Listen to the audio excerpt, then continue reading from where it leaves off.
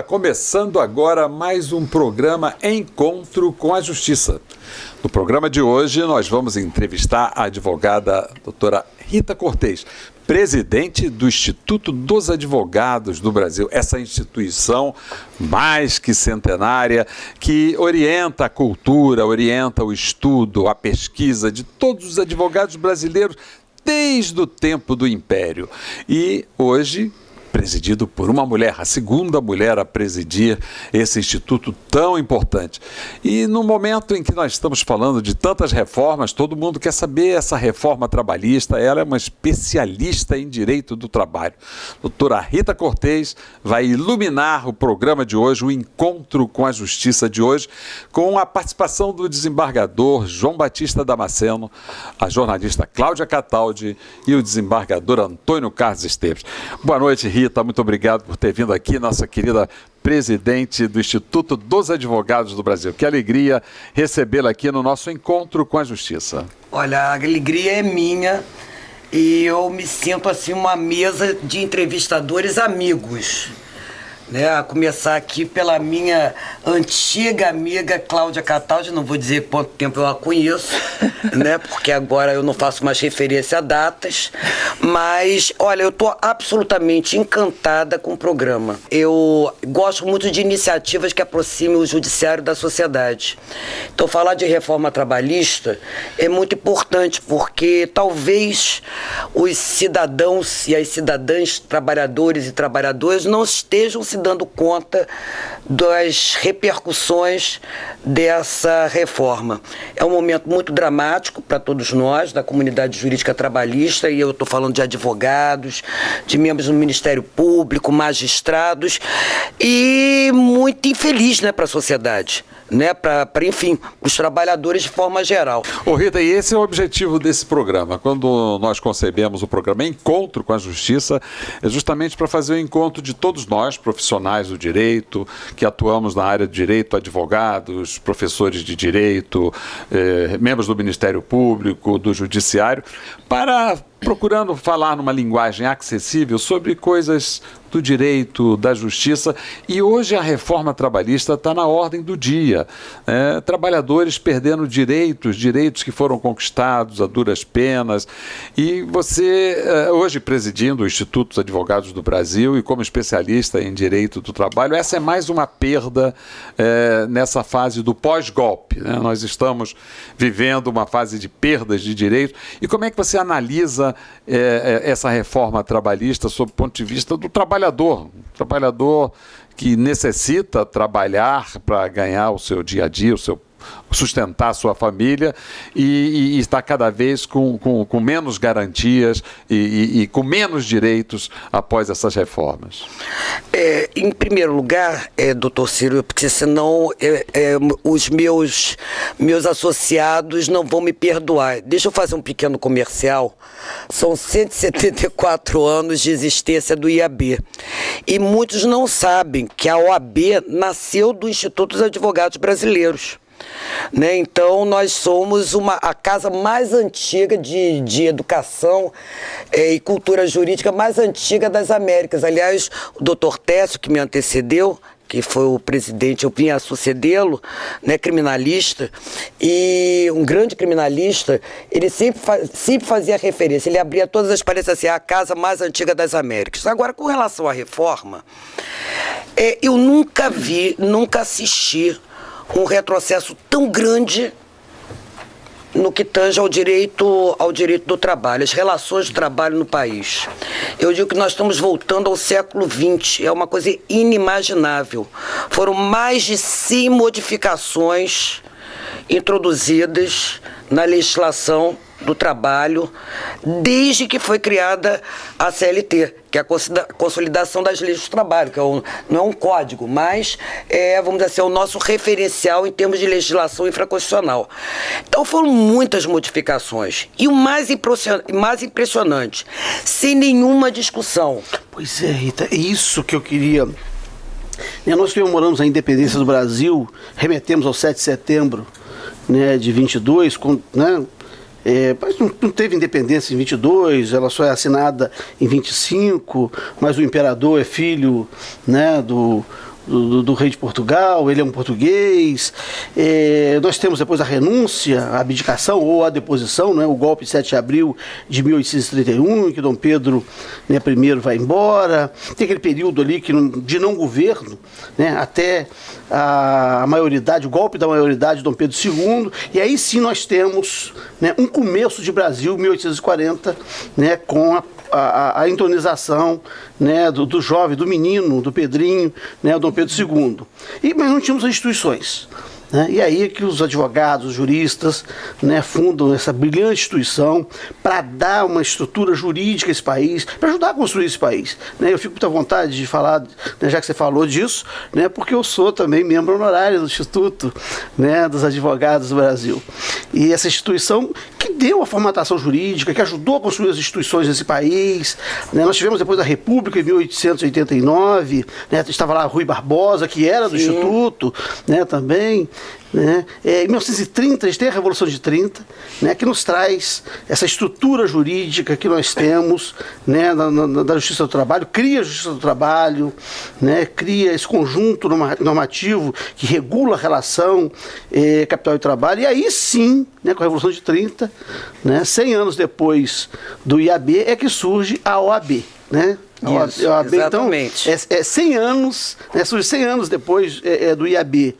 E o que a gente está vendo no presente momento é que um governo provisório, né, tais como foram provisórios aqueles governos ali do início, né, da independência do Brasil, ou depois da abdicação, né, de Dom Pedro I, é um governo provisório que quer desmontar. Aí eu não vou falar de Petrobras, não vou falar da parte mineradora, não vou falar de nióbio, não vou falar dessas outras coisas que estão sendo desmontadas. Quer desmontar uma estrutura, né, jurídica, né, que se levou, né, quase 2 séculos para ser montada. Né? De onde está vindo isso? O que está acontecendo? Que isso parece um furacão, um avalanche, né? Um tsunami. Eu acho que o tsunami fica muito bem, porque não é só água, né? Vem, né, pedra, resto de móvel, vem tudo, arrastando tudo e a todos que encontra pela frente. O que está acontecendo no presente momento? Que interesses são esses que estão desmontando o pouco de Brasil que tinha para os brasileiros? Por isso que eu disse que eu estava com uma mesa de amigos, né? Que até são sócios. Aliás, para quem não sabe, os sócios honorários são aqueles que não advogam, mas podem ingressar no Instituto dos Advogados Brasileiros. E não precisa pagar anuidade, né? E não precisa pagar anuidade. Eu consegui colocar 80% dos desembargadores do Tribunal do Trabalho no IAB dizendo assim, não precisa pagar anuidade. Aí todo mundo, não, manda o requerimento, pode entregar a ficha no meu gabinete, então a adesão é imediata. Bom, mas no país que nós estamos vivendo esses absurdos, eu acho até que, enfim, a gente pode aceitar esse tipo de colocação, né? Enfim, de aceitação e de adesão. Mas o fato, eu vou falar, hein? Estamos aqui para isso.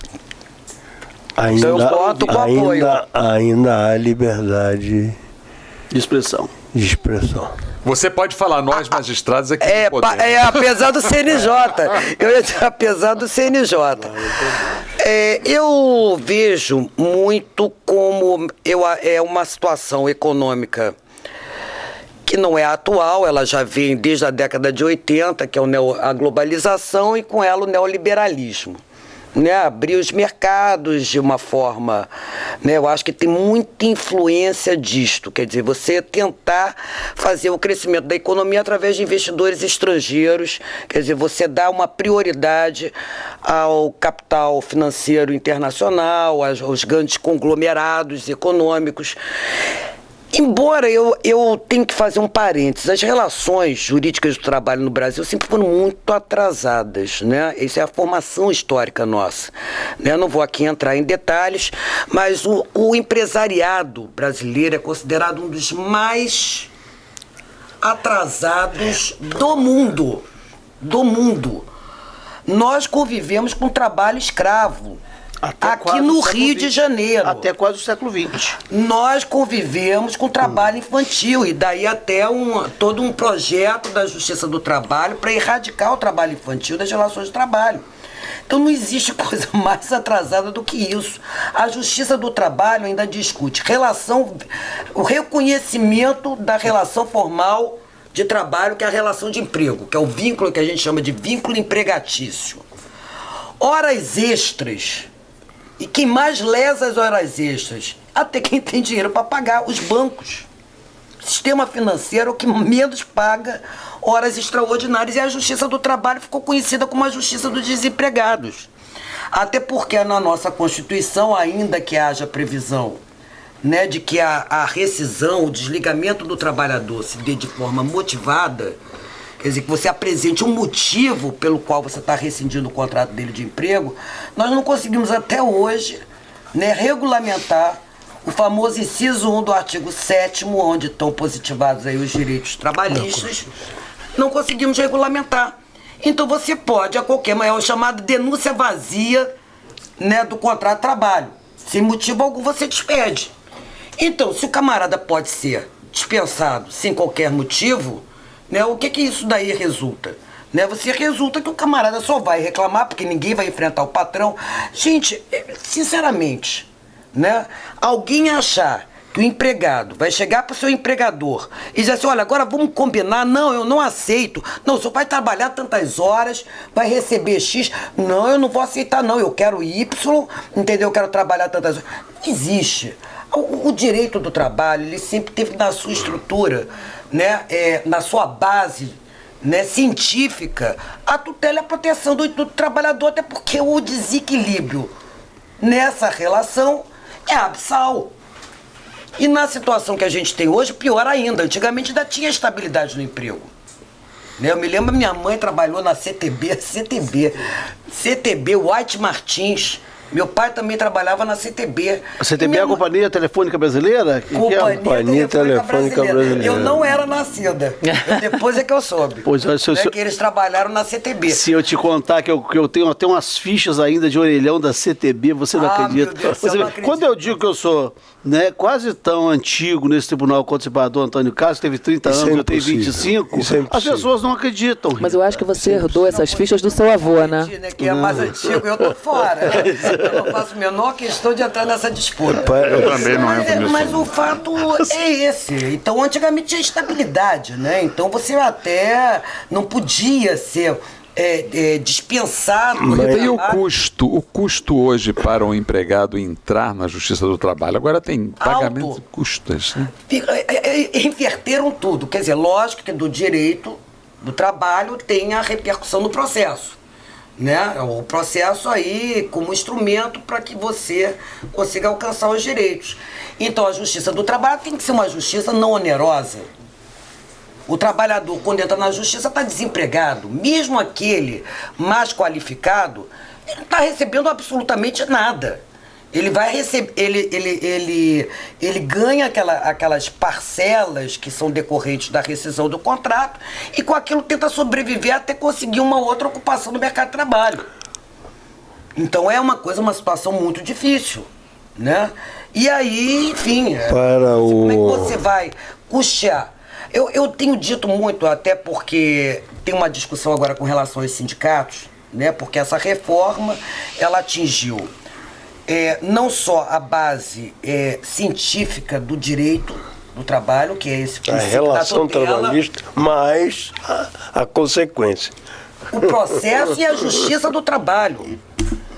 E eu tenho dito o seguinte, isso daí não é uma política assim, os advogados trabalhistas agora estão naquela política de terrorismo. O projeto é extinguir a Justiça do Trabalho e isso não é uma novidade. Na reforma do Judiciário, essa discussão já havia sido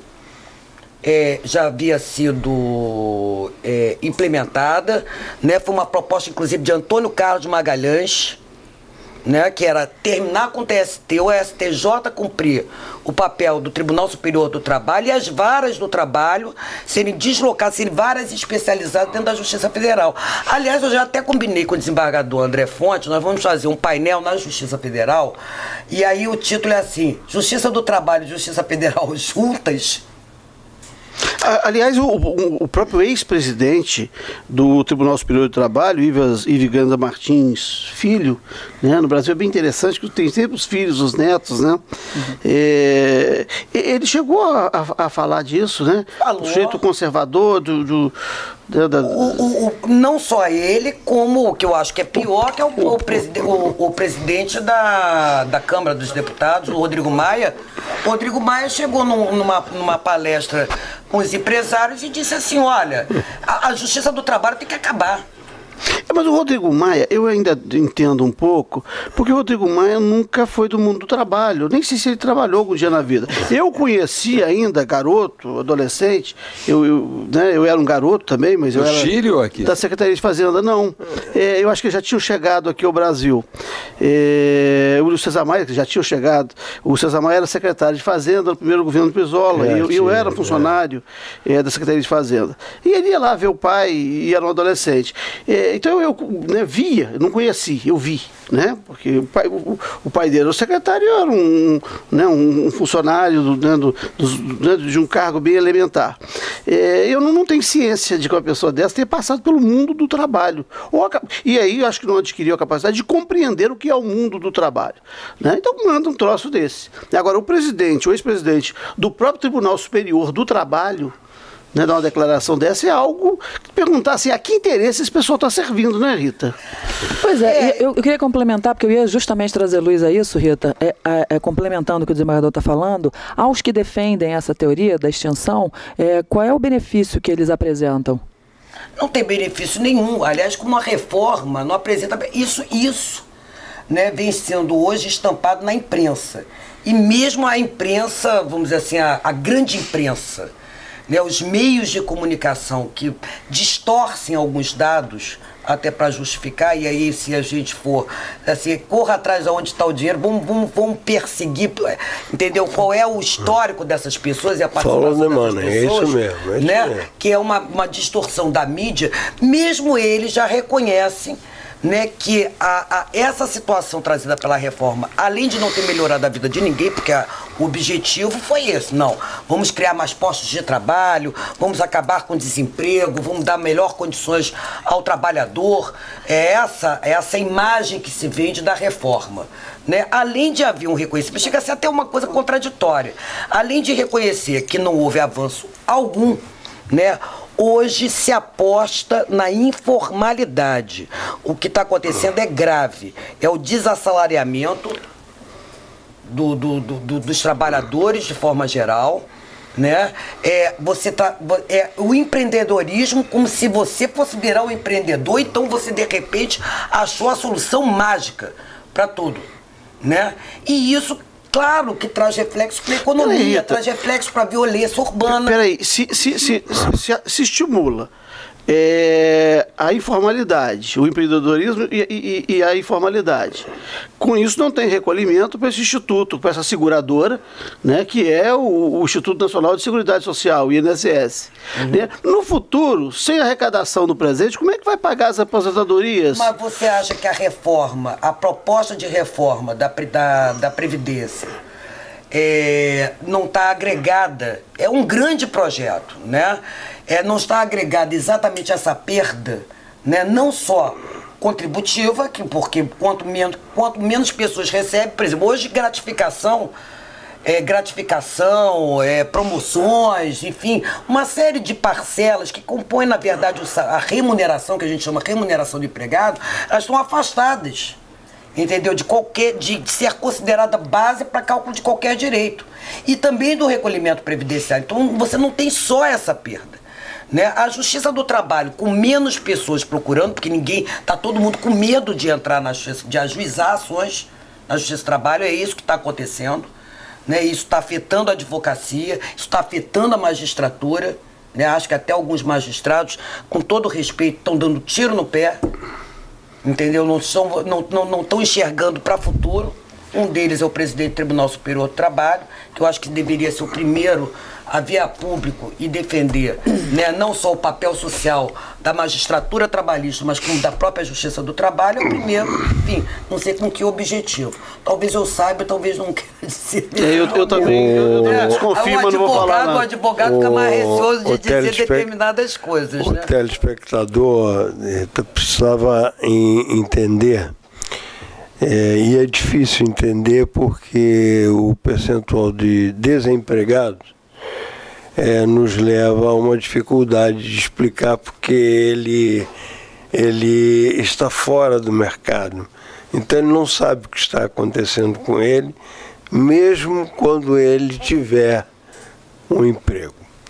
Mas o fato é o seguinte, a fórmula de alteração da consolidação das leis do trabalho, ela é de Solerte, porque ela vem com a Solerte é o quê?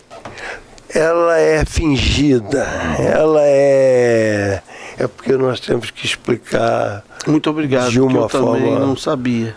Você também não sabia. Pois não. Então, o que acontece?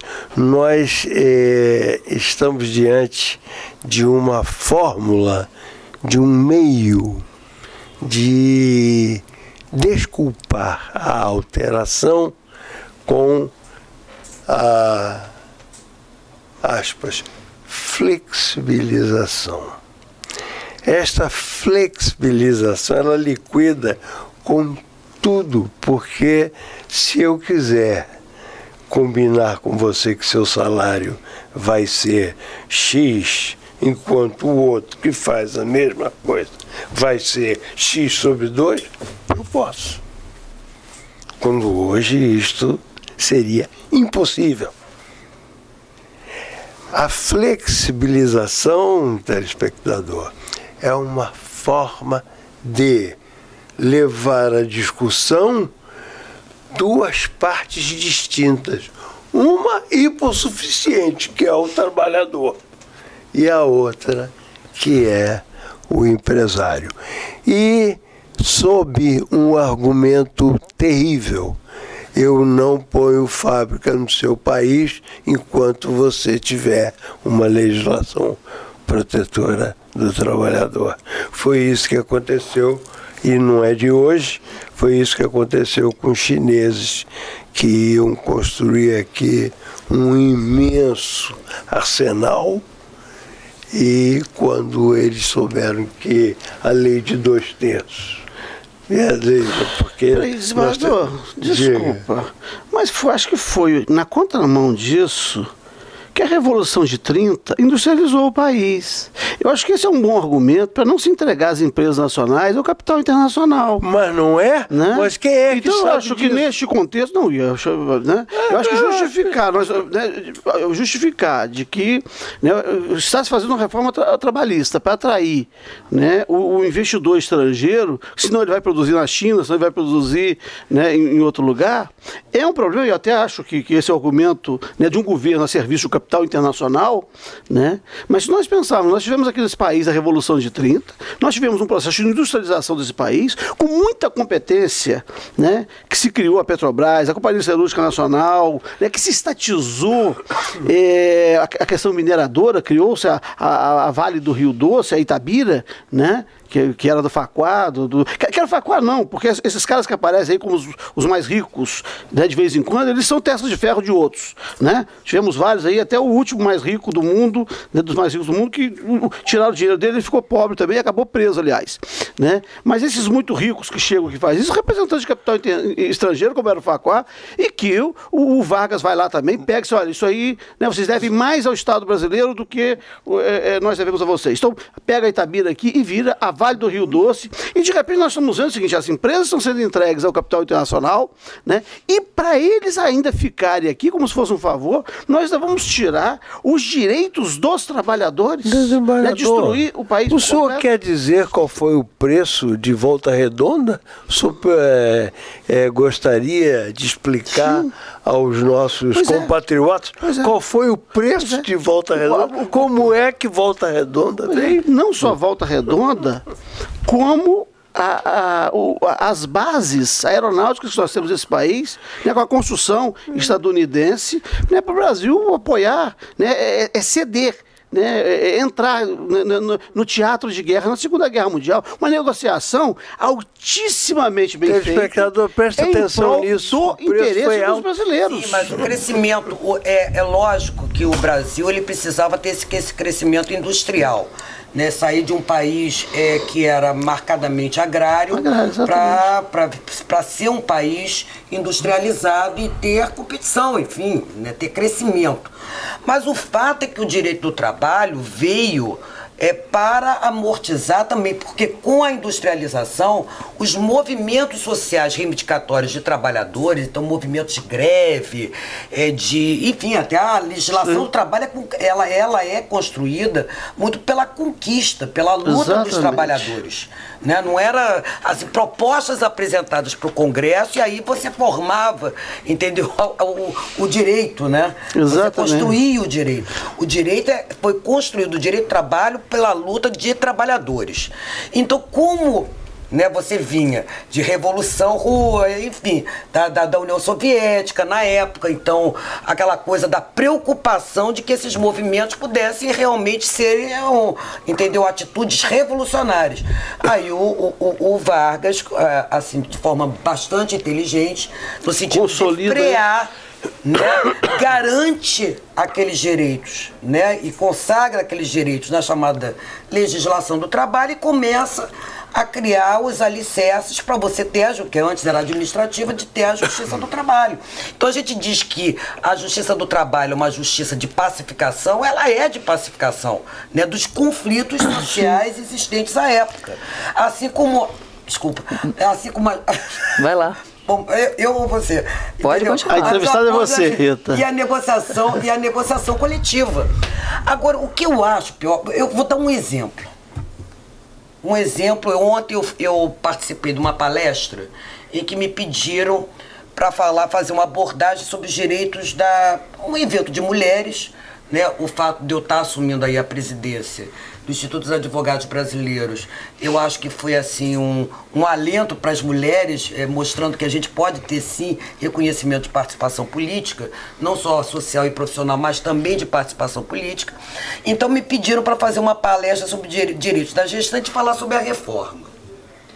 Vocês acreditam que hoje uma mulher grávida ou lactante pode trabalhar em ambientes insalubres de grau mínimo e médio, colocando inclusive em risco a criança?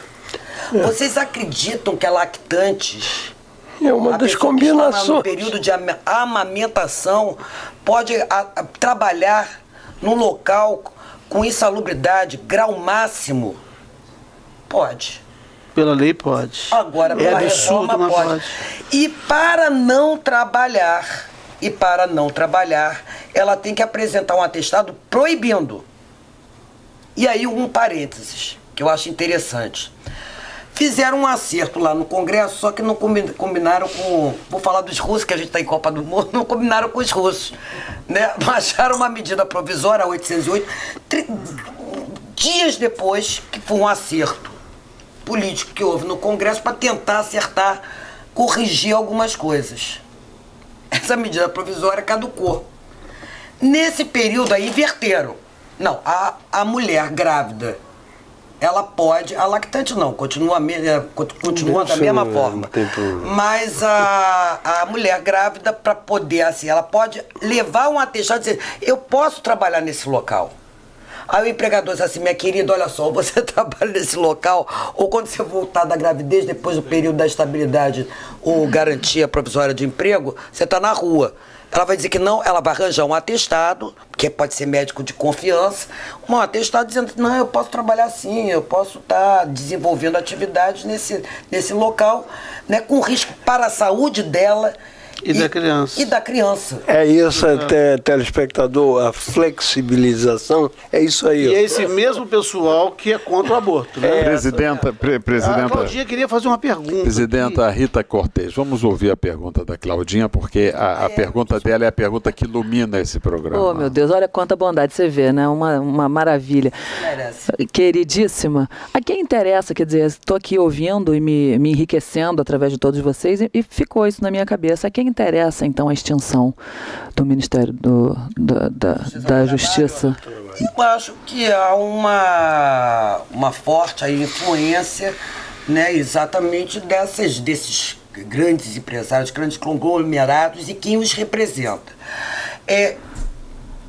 Eu vou contar uma história, tá? A reforma, quer dizer, o projeto de reforma trabalhista, porque no início o governo apresentou 5 itens. Interessava ao governo, na verdade, a terceirização. E terceirização não é segmentação da produção. Terceirização é contratação de mão de obra através de uma empresa intermediária. Então, uma empresa te contrata para você trabalhar num local em que você vai simplesmente desenvolver a mesma atividade do camarada que já está lá. Por isso aquele negócio de atividade meio, atividade fim. Bom, pois bem, esse era o grande interesse, até porque os grandes articuladores, o relator do projeto de reforma é dono de uma empresa de intermediação de serviços. E hoje está respondendo aí na história da Lava Jato. Pois é, Rita. Né? E aí, bom, deixa eu acabar de contar essa história, que essa história é interessante, porque poucos sabem como é que surgiu a história da reforma. Apresentaram os 5 itens, só que antes foi a votação a lei de terceirização, que veio menos, é lógico que não acompanhando, né, o entendimento do Tribunal Superior do Trabalho, porque o Tribunal Superior do Trabalho, que disse que não podia ter intermediação de mão de obra, contratação através de outras empresas, se fosse para atividade de fim. Então, contrariando tudo isso, veio a lei de terceirização permitindo, e aliás, parênteses, eu vou me lembrando das histórias, né? Por decisão, inspirados numa decisão do STF, que começou a flexibilizar essa questão da terceirização. Quando viram que passou fácil a lei da terceirização, opa, a hora é essa. A hora é essa, entendeu? Aí você tem um governo, né, que eu pelo menos não votei no Temer para ser presidente, né? Então a gente já tem essa situação, né? Um Congresso que a gente está vendo aí, né, boa parte do que vem sendo debatido, né, e do que vem sendo aprovado, né, enfim, pelos nossos parlamentares. Então, quando viram que era fácil, colocaram um projeto que foi articulado pela instituição Ulisses Guimarães, mantida pelo o PSDB com o PMDB e mais a Fiesp. Era um calhamaço assim, tanto que foram mais de 100 alterações, né? Viram que era fácil, assim, opa, a hora é essa. Vamos botar aí, depois a gente vê como é que fica. A Fiesp é essa Federação da Indústria do Estado de São Paulo, que era dona daquele pato, né? O pato amarelo. O pato amarelo. O pato amarelo é isso que vocês estão vendo hoje. A presidenta Rita Cortez, o assunto da reforma trabalhista, do direito do trabalho, está maravilhoso, mas a senhora acaba de assumir a presidência do Instituto dos Advogados do Brasil. Quais são os seus planos? Quais são os seus projetos para elevar ainda mais a estatura que essa instituição representa na história do Brasil? Ou impedir que haja redução. Quais são os projetos, quais são os programas que a senhora quer inovar, homenageando aqui um grande ex-presidente que foi o já falecido presidente Luiz Pinot, né? Lembrando aqui João Luiz Pinot, a lembrança dele, que também presidiu o Instituto dos Advogados do Brasil, e homenageando também a essa administração maravilhosa do Dr. Técio Lins e Silva. Mas quais são os programas que a senhora quer implementar no Instituto? Olha, são muitos, evidentemente, falando de reforma, é impossível não emitir uma opinião pessoal, né? Até porque, como eu disse, eu sou uma militante, não vou dizer que sou uma especialista, eu sou uma militante na área do direito do trabalho. E uma ferrenha defensora dos direitos, até porque a minha advocacia é voltada fundamentalmente para trabalhadores, né? Para a defesa dos interesses e direitos dos trabalhadores. Mas no que tange ao Instituto dos Advogados Brasileiros, uma coisa que aliás, eu enfatizei no meu discurso de posse, que está lá à disposição no site, com algumas passagens assim meio picantes, mas enfim, da utilidade aos nossos pareceres. Nós temos um trabalho técnico extraordinário, temos pessoas qualificadíssimas, né, a começar por vocês que estão lá como sócios honorários. Muito obrigado, e tantos outros. Muito obrigado pela deferência, pela... Não, que isso, vocês merecem, entendeu? Mas são todos os associados. Então nós temos uma produção muito rica. E uma produção intelectual que não pode ser desperdiçada. É verdade, é verdade. Então eu acho que isso tem que ter serventia à sociedade. Então eu acho que a minha maior preocupação hoje é trazer para o IAB, né, a agenda política e social que está colocada no país. Sim. Eu acho que a segunda coisa é uma defesa assim, intransigente da Constituição Federal. Né, eu acho que o que está acontecendo realmente, olha que eu fui para as ruas, lutei pela redemocratização do país, pela convocação da Assembleia Constituinte, e realmente, né, o que se vê hoje é lamentável, né? Eu acho que na verdade, um desmantelamento do que a Constituição apontou, que é a construção do Estado Social. Né, um Estado... Eu acho que... Embora nós tenhamos cometido erros, porque nós estávamos saindo de um regime de exceção e queríamos voltar à democracia. Tudo bem. Mas a nossa sede do retorno à democracia nos fez praticar erros, entre outros. Que não, a entrevistada aqui é a doutora Rita, não sou eu. Mas em 88. Mas o que está se rompendo, e acho que esse pacto. Eu acho que o erro é não ter implementado o que está na Constituição. Também. Que está inacabado até hoje. Quantas emendas? 99 ou 100, se não me engano. Quer dizer, você acaba criando um arremedo. Mas isso é muito importante ser dito, porque também eu acho que o Instituto tem que dar um apoio às instituições, às entidades de representação. Muito bom essa proposta. A advocacia. Né? Eu digo hoje que a advocacia, e isso eu tenho dito assim também em todas as palestras, em todas as oportunidades que eu tenho para falar, que é a criminalização da advocacia. A proposta desse tema é muito importante, queria que você desenvolvesse. Porque os advogados hoje criminalistas estão virando os criminosos. Né?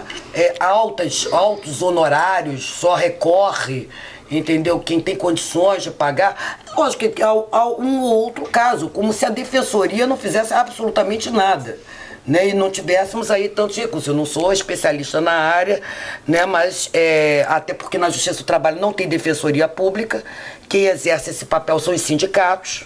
Né, essa é uma outra situação trazida pela reforma, que foi calar os movimentos sociais para que não houvesse reação contra as medidas que foram implantadas. Mas o fato é que isso está acontecendo sobremaneira com a advocacia criminal e com a advocacia trabalhista. O que pode ser feito, Rita? Eu acho que estar presente em todas as oportunidades e falar com a voz.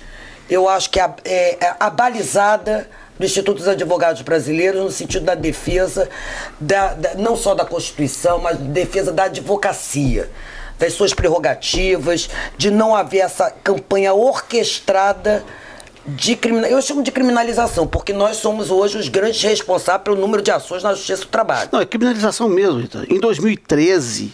né, naquelas manifestações, advogados foram indiciados como se tivessem, né, não devo nem falar muito disso aqui dentro desse tribunal, mas agora, né, com o presidente Lula,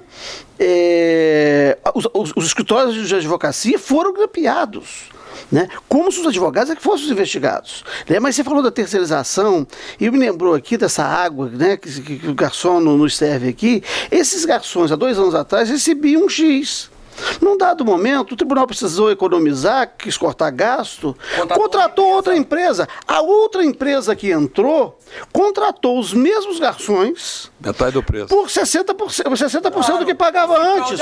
Agora, Rita, e aí isso acontecendo aqui dentro do Tribunal de Justiça. Não só no Tribunal de Justiça. Isso acontece no Peraí, Rita, mas aí é que eu quero chamar... Eu tenho muita vontade para falar isso, porque até estou há alguns anos, entendeu? E acho que... enfim, eu acho que eu não vou incomodar ninguém. Mas o convite que eu quero te fazer, e aí, na qualidade de associado não pagante, né? Associado... Eu não sei. Você vai acabar sendo cobrado.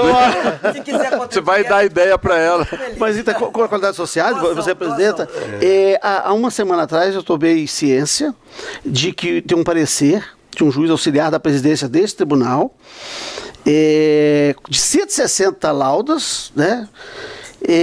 Propondo a terceirização de serviços cartorários, da atividade fim, né, da atividade típica, né, que se desempenha aqui, dos cartórios, né, que atuam junto aos juízes, ou seja, dos juízos, esse componente dos juízos que é o cartório. Eu ainda não conheço esse parecer, não vi qualquer discussão no âmbito, né, deste tribunal sobre isso. Não sei se o desembargador Ciro Darlan, como membro, um dos mais antigos desembargadores desse tribunal, já recebeu cópia disso. Né? Mas eu acho que isto é preocupante. Eu acho que essas comissões de altíssima qualidade técnica que tem o IAB, poderia fazer pelo menos um estudo sobre este parecer. Pedir isso ao presidente. Nós já temos alguns pareceres da Comissão de Direito do Trabalho sobre terceirização, né, falando sobre exatamente os efeitos e os malefícios da terceirização. Não se justifica uma contratação intermediária ou intermediada por uma empresa, entendeu? Por uma atividade que, afinal de contas, é a atividade principal, quer dizer, está no conjunto, das atividades do Poder Judiciário.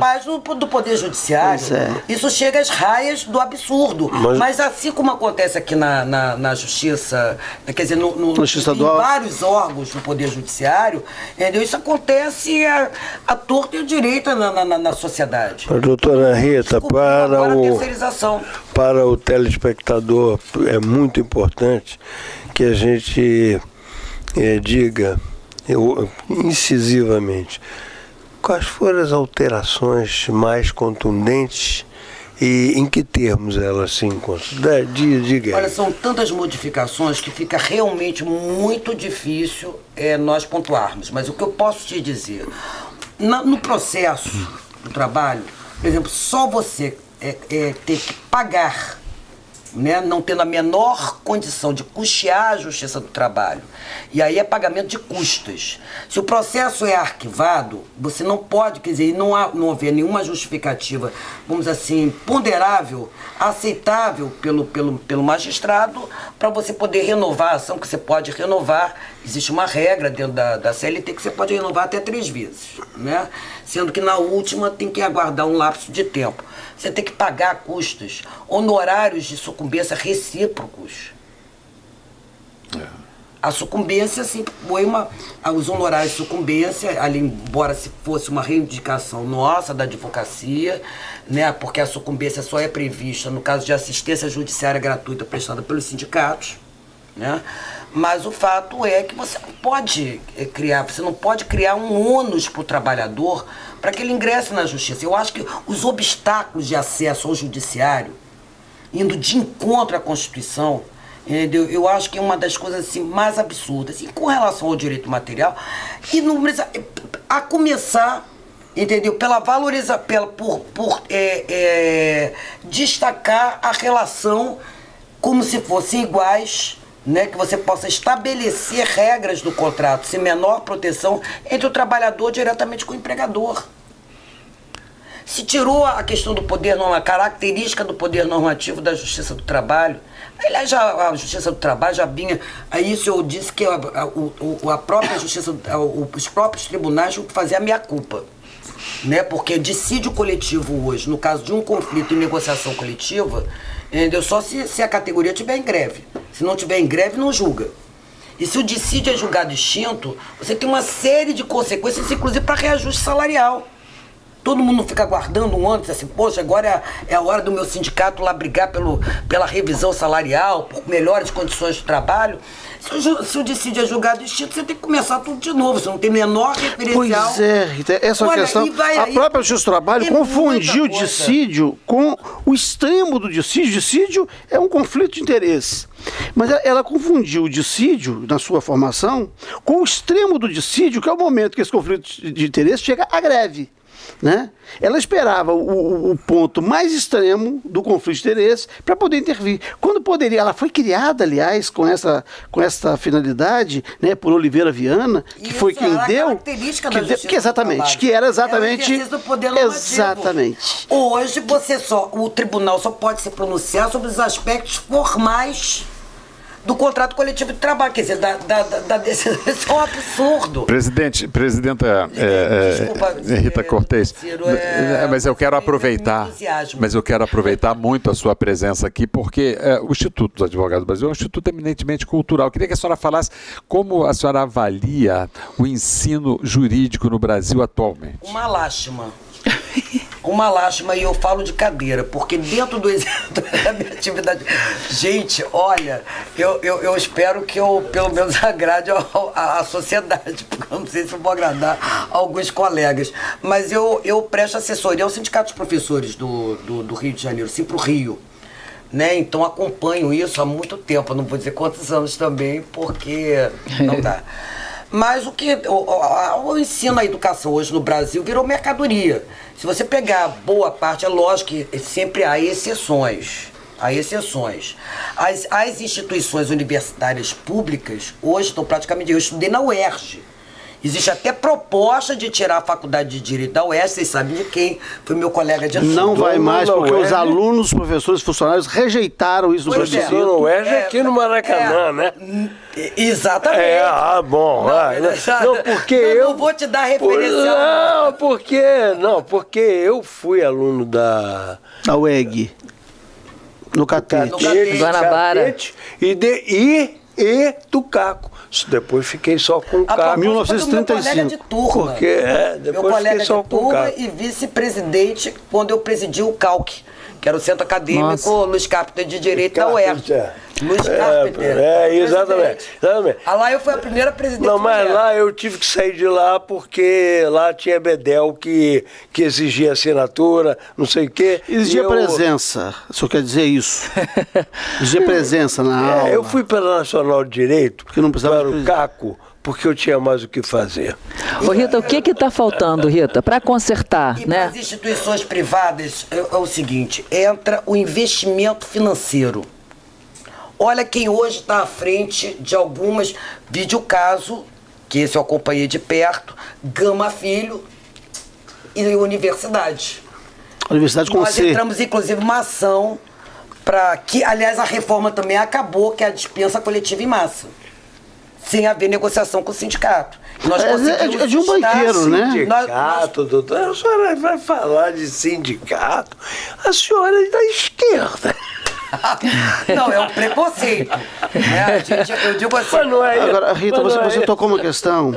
A maior, eu não vou falar nome, mas a maior instituição privada de ensino superior do país é de uma fabricante de bebida alcoólica. Não, e vai aí por diante, fora bancos, fora, entendeu, outras empresas. Então,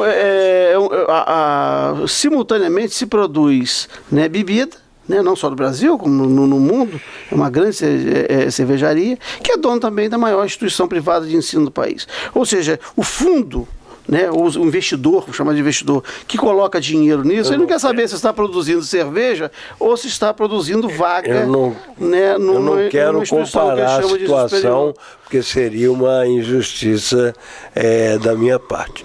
Mas os grandes grupos criminosos né, da máfia na Itália, lá da japonesa, da russa, eles têm um financiamento para integrantes das suas equipes se formarem em direito, para trabalhar para eles. Mas E mais, eu vi, ninguém me contou, um formando deixou de defendê-los na forma contratual e eles embriagou-os. Não dava porque eles deceparam-lhe. Essa conversa com ele é mais... tiraram a cabeça, as mãos e os pés. O horário do nosso programa não permite esse tipo de terrorismo. Olha, eu só quero dizer o seguinte: o Instituto dos Advogados Brasileiros vai fazer um esforço para criar a Escola Superior do IAB. Nossa. Com alguns convênios, eu tenho feito vários convênios de parceria, de cooperação técnica. Enfim, eu acho que vai ter um incremento nessa área educacional também. É lógico que a gente não vai suprir as deficiências do ensino jurídico. Claro que não, mas com vistas a quê, Rita? Isso é um assunto que interessa demais ao estudante. Dar qualidade na formação, né, na formação técnica, né, dos advogados, principalmente dos advogados iniciantes. Eu acho que isso é muito importante. Eu acho que o Instituto também vai apostar nesse caminho. Vamos criar a revista digital. Enfim, são muitos planos. Presidente Rita, a questão de gênero. A senhora é a segunda mulher do Instituto dos Advogados do Brasil. Como é que vai ajudar a fazer uma profunda reflexão sobre a igualdade de gêneros? Quais são os planos aí da presidenta?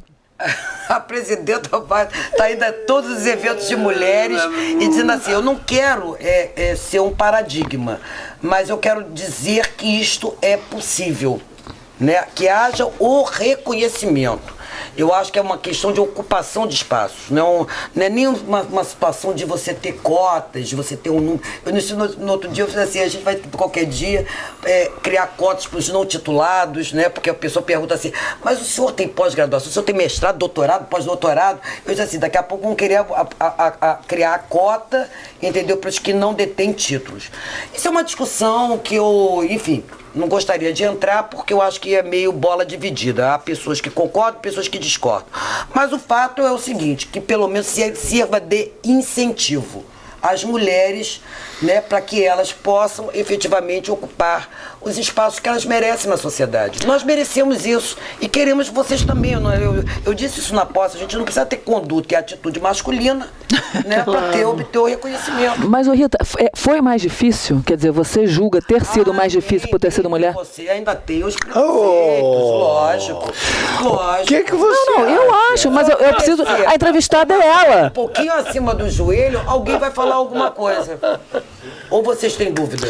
Não, olha, aqui isso não vale no programa Encontro com a Justiça. Nós estamos aqui ladeando duas rainhas, duas beldades, duas grandes representantes do gênero mais belo e do gênero mais inteligente.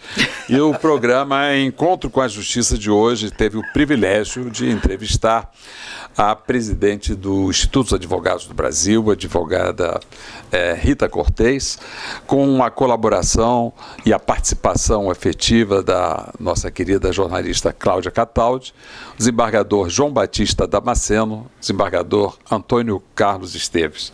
Esse programa da TV Comunitária do Rio de Janeiro teve a produção do jornalista Paulo Marinho e de Tayane Alcântara, imagens de Rafael Neves e Celso Goulart na direção. Muito obrigado e até o próximo Encontro com a Justiça.